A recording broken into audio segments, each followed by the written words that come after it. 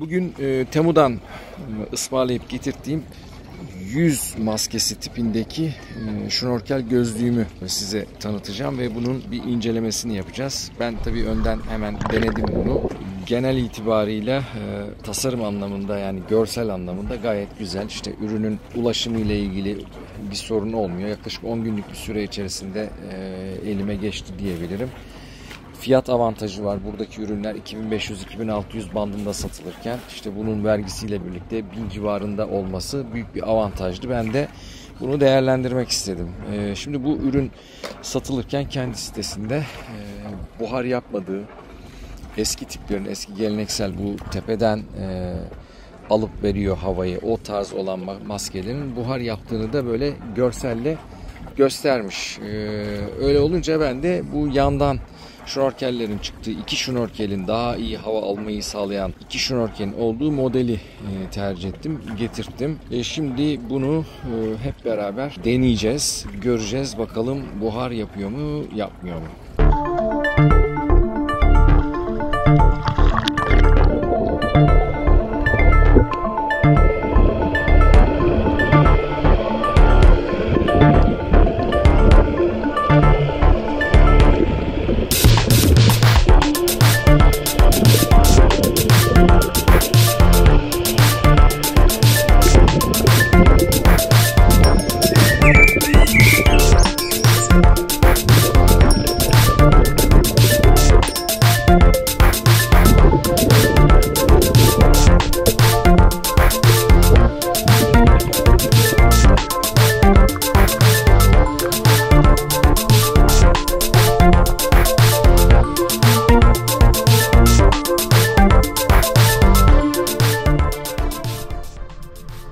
Onu bir dakika alabilir miyim Gürbüz?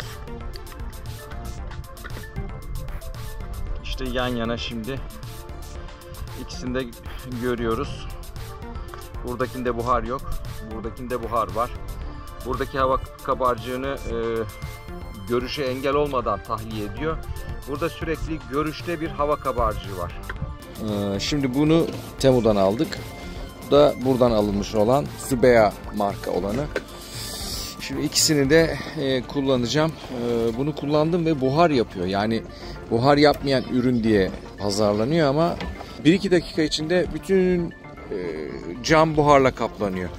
Ayrıca kabarcıklar buradan çıktığı için bu görüntünün önüne geliyor. Bunda öyle bir sorun yok. Bunda kabarcıklar da görüş alanını kapatmıyor. Şimdi Gürbüz de gitti geldi hemen.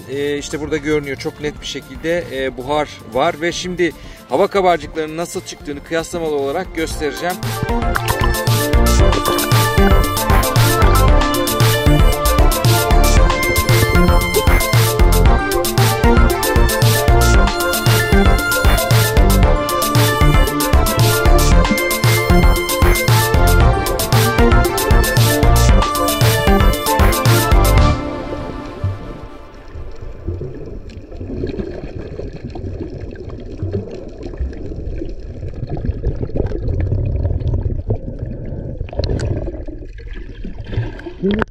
Ben seni çekeceğim.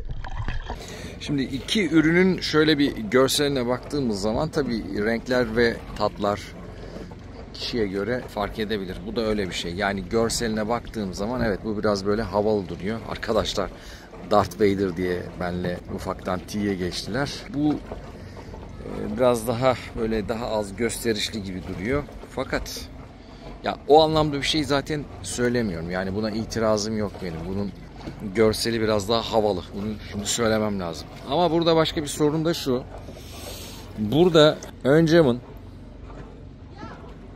camın yüze olan mesafesi ya da göze olan mesafesi daha yakın olduğu için daha geniş bir açıyla görme imkanı sağlıyor. Bu modelde cam gözden daha uzakta duruyor ve biraz daha dar bir açıyla dışarıyı görüyorsunuz. Aslında bu kabarcıkların önden gelmesi, yani görüş alanına girmesi birinci sorun. İkinci sorun ve daha önemli sorun buharlama. Şimdi ürünün satıcısı bu ikisini ya da bu ikisini derken yani bu tarz bir ürünü de oraya koyup bunun buhar yaptığını, bunun yapmadığını iddia ederek satış yapıyor. Bu üründe GoPro kamerayı takacak bir aparat yok. Bu üründe var. Bu bir avantaj. Bu buharlama olmasaydı iade etme olayına girmeyebilirdim. Hani kabarcıkları, çünkü yüzü biraz daha aşağıya çevirince kabarcıklar şöyle yandan gidiveriyor ama gene de neden öyle olsun ki? Devamlı bir kabarcık ve kabarcık sesini alıyorsunuz bunda. Bunda çok daha sessiz bir yüzüş imkanı oluyor. Orada ürünün bir çantası var. Onu da göstermek istiyorum. Şu anda içinde tabii naylonlar duruyor. Fena değil. İnce bir kumaştan yapılmış. Yani şemsiyelerin kılıfına benzer bir yapısı var. Ya da şu katlanır sandalyelerin. Çok uzun süreli dayanabileceğini zannetmiyorum. Önemli değil. Şunu söylemem lazım. Bu şnorkeller bu kılıfın içine sığmıyor. Bunlar uzun. Yani baştan sona sökmek gerekiyor. Bu söküm işlemini yapmadan bunu koyabileceğimiz bir kılıf bence çok daha güzel olurdu. Çünkü bunu sök tak yalama yapar böyle şeyler. Bu anlamda çok da beğenmedim. Yani bunu böyle koyuyorsunuz ama bunların sökülmüş olması gerekiyor. Benim getirdiğim Bofeka marka. Aslında bu markalar hikaye. Çünkü aynı ürünü çok sayıda üretici satıyor. Kimi işte kendisine burada göründüğü gibi Bofeka demiş. Kimi başka bir isim kullanmış. Ama aynı ürün, aynı firma üretiyor bunu. Yani bu kadar aynı olamaz. Farklı firmalar üretse bile böyle bir şey olmaz. Şimdi ben onu göstermek istiyorum. Şuradan ısmarladığım ürünün fiyatı da bu arada biraz değişmiş. Ya aslında bir giriyorsun 900 gösteriyor. Bir giriyorsun biraz daha düşük gösteriyor. Bu arada işte 864.56 esas fiyatıymış da 11 saat bana süre veriyor. 829'dan alırsan ucuzluk getirdim diyor sana. Bu şekilde olanları ben tercih etmiyorum. Bu şekilde promosyon uygulanıp da fiyatı indiğinde vergiyi bu 829 değil, inmeden önceki fiyattan ödüyorsunuz. Yani bunun anlamı yok. Onun yerine bu ürünü satan başka satıcılar var. Son derece daha uygun fiyatla alabilirsiniz.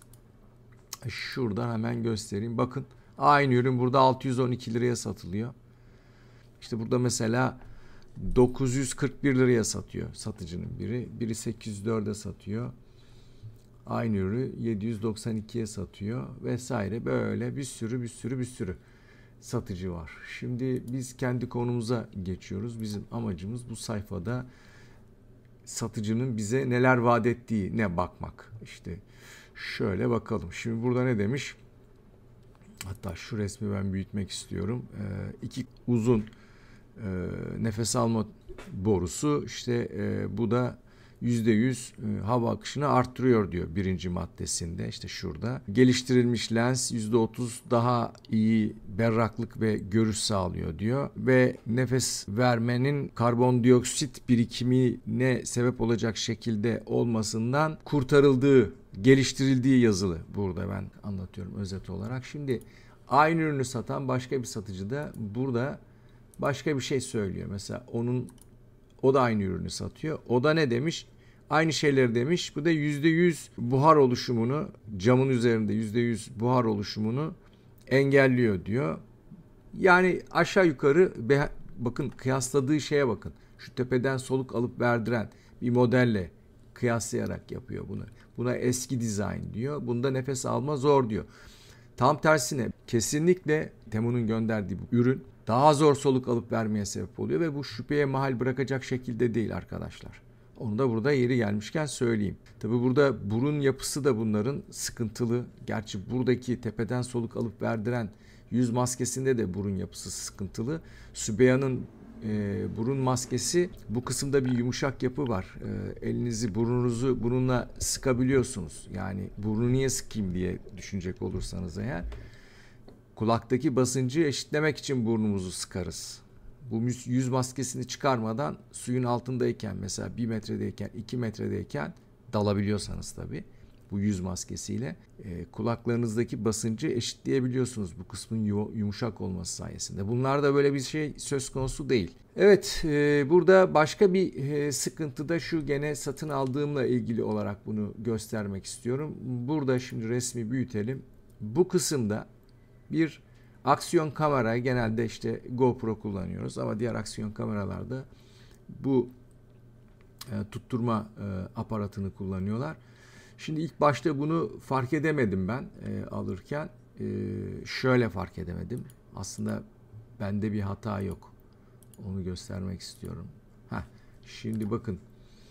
Burada aksiyon kamerayı ve onun pimini, vidasını ne derseniz burada silüet halinde yapmış. Hayali duruyor. Bunun anlamı bu satışa dahil bir ürün değildir. Buraya kadar sorun yok. Biz de zaten bu tip şeyleri aldığımızda bu şekilde alıyoruz. Ben mesela arabamın göğsü için, kendimi çekmek için aldığım üründe burada karşı tarafta bir somun, takılmış bir somun var. Yani o şeye dahildir. Yani şu aparatın üstündedir. Siz gidip de bir yerden somun bulmuyorsunuz. Burada bunu da yapmamışlar. Yani siz bunu alıyorsunuz. Ne sağında ne solunda somun yok. İşte bu taraf.